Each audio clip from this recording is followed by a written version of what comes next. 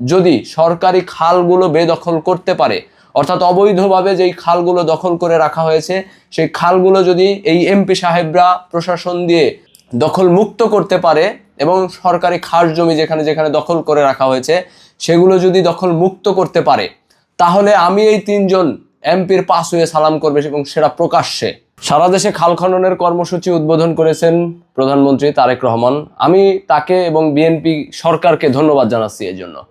শরীয়তপুরে 3টি আসন এবং আমাদের এই 3জন এমপিও দেখলাম জেলা প্রশাসক সহ সবাইকে নিয়ে খাল খনন কর্মসূচি উদ্বোধন করেছেন।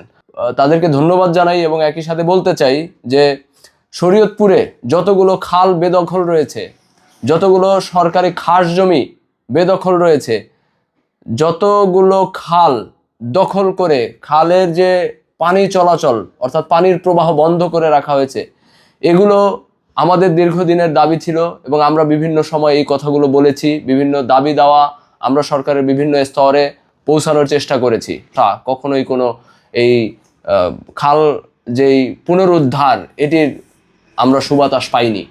সো আমরা মনে করি যে এখন যে উদ্যোগটি গ্রহণ করা হয়েছে এটি বাস্তবিক অর্থে কার্যকরী পদক্ষেপ তারা নেবেন এবং আমি মনে করি খাল খননের নামে লুটপাটটা যেন না হয়। শরীয়তপুরে আমরা বিগত সময় দেখেছি যে খালগুলো যখন খনন করা হয় কোনো রকম একটু মাটি টাটি কোনো রকম একটু হালকা করে কাইটা 2 পারে রাইখা দেখাই দিছে খাল খনন হয়ে গেছে, এলজিডি থেকে টাকা উঠায় নিয়ে গেছে, সরকারের যে টাকা অর্থাৎ আপনার আমার আমাদের সকলের পকেটের টাকাগুলো লুটপাট করে নিয়ে যাচ্ছে। তো বিগত সময় যেটি দেখেছি আমরা ভবিষ্যতে এটি আর দেখতে চাই না।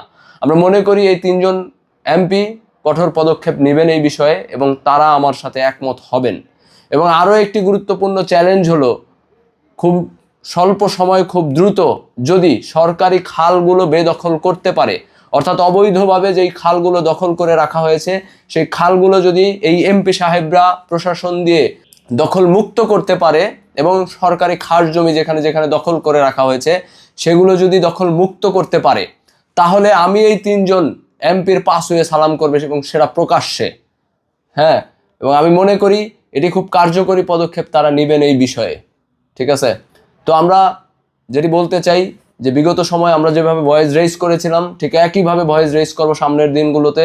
জনগণের, আমাদের কৃষকের, আমাদের শ্রমিকের, দিন মজুরের যেই পানির ন্যায্য হিস্সা দরকার সেটি যেন তারা পায় এবং সেই লক্ষ্যে সরকার কাজ করবে বলে আমরা বিশ্বাস করি। এবং আজকে যেটি উদ্বোধন তারা করেছে খাল খননের এবং এটি যেন কার্যকরীভাবে বাস্তবায়িত হয়। ধন্যবাদ।